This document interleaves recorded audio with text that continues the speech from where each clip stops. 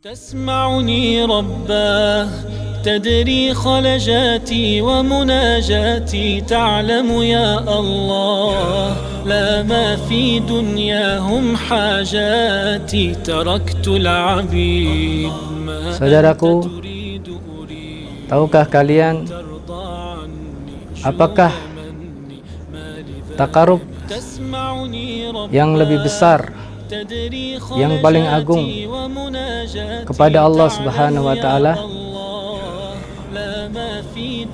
Iya, benar. At-tadabbur. Tadabbur adalah takarrub atau pendekatan diri seorang hamba yang paling agung kepada Rabb-Nya, kepada Allah Subhanahu wa taala.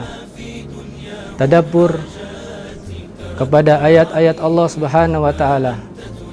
Sebagaimana Allah Subhanahu wa taala berfirman, "Kitabun anzalnahu ilaika mubarakun liyadabbaru ayatih." Kitab yang diturunkan kepadamu yang penuh barakah untuk ditadabburi ayat-ayatnya. Saudaraku, tahukah kalian mengapa tadabbur menjadi suatu takarrub yang paling mulia, yang paling agung di hadapan Allah Subhanahu wa taala? Sebagaimana kita ketahui bahwasanya tidak ada sesuatu yang lebih agung, lebih mulia, lebih besar selain zatnya Allah Subhanahu wa taala. Dan ketika kita tadabbur, pada hakikatnya kita sedang mempelajari dan memahami perkataan zat yang paling agung. Tersisa bagi kita pertanyaan, bagaimana cara kita bertadabbur sehingga kita dapat mendapatkan faidah dan mengasar pada diri kita daripada itu Al-Quran.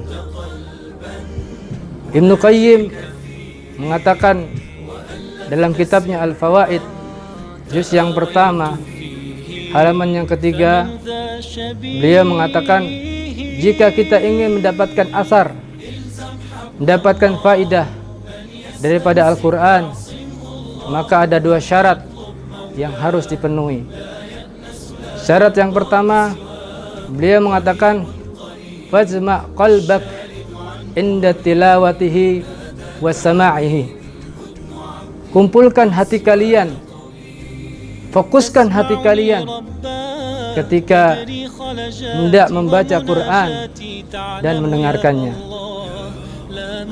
Syarat kedua yang beliau katakan dalam kitabnya, wahdur huduran man yukhatibuhu bihi man takallamu bihi subhanah minhu ilaihi. Beliau mengatakan, hadirkan dalam diri kalian siapa yang sedang mengajak kalian berbicara, siapa yang sedang berbicara, yaitu zat yang paling agung.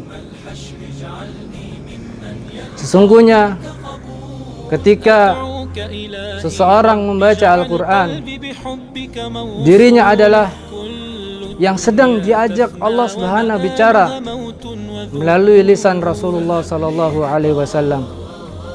Sebagaimana Allah Subhanahu wa taala berfirman, "Inna fi dzalika lidzikra liman kana lahu qalbun aw alqa as-sam'a wa huwa syahid." Ibnu Qayyim mengambil kesimpulan daripada ayat tersebut, ketika seseorang ingin dirinya mendapatkan faidah, mendapatkan athar daripada Al-Quran, maka ada 4 faktor yang harus dipenuhi. Faktor yang pertama yang disebutkan ayat tersebut adalah inna fi dzalika ladzikra. Harus adanya suatu yang mempengaruhinya, Apa itu Al-Quran? Faktor yang kedua yang harus ada dalam diri manusia tersebut adalah liman kana lahu qalbun. Harus ada dirinya qalb, hati. Hati yang seperti apa yang dimaksud? Hati yang dimaksud adalah hati yang seperti Allah Subhanahu wa taala firmankan, in huwa illa dzikru wa qur'anum mubin liyundira man kana hayyan. Allah Subhanahu wa taala menyebutkan adalah hati yang hayya, hati yang hidup. Jadi hati yang hiduplah yang dapat menerima Al-Quran. Faktor yang ketiga yang harus ada pada diri manusia ketika dia ingin mendapatkan asar, pengaruh, faidah daripada Al-Quran adalah au alqas sam'ah. Maksudnya adalah isgha'ul qalb wal hawashi, perhatian hati dan panca indera kepada memahami makna-makna Al-Quran. Dan syarat atau faktor yang keempat yang harus ada pada diri manusia yang terakhir adalah wahuwa syahid, yaitu intifa al-mawani, tidak adanya penghalang. Apa itu penghalang? Istighalul qalb wal hawashi, sibuknya hati dan lalainya hati. Allah Subhanahu wa taala menyebutkan di ayat ini wa huwa syahid. Apa maksudnya syahid? Wa huwa hadir, hati yang hadir, bukan hati yang gaib. Hati yang dihadirkan ketika membaca Al-Quran. Ibnu Qayyim melanjutkan perkataannya dalam kitab tersebut, istami' kitabullah wa huwa syahidul qalb wal fahm, laisa bi ghafilin wala sahin. Dengarkan Al-Quran dengan hati yang hadir dan paham, bukan hati yang lalai, bukan hati yang tidak peduli. Ini mengisyaratkan kepada kita bahwasanya penghalang untuk mendapatkan asar atau faidah daripada Al-Quran adalah lalai. Saudaraku yang saya cintai, apabila 4 faktor ini terkumpul kepada diri seseorang, maka dia akan mendapatkan faidah, mendapatkan athar. Apa itu?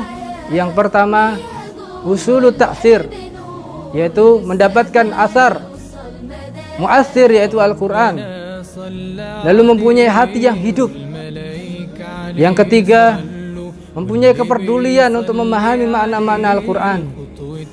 Dan keempat, tidak adanya penghalang-penghalang.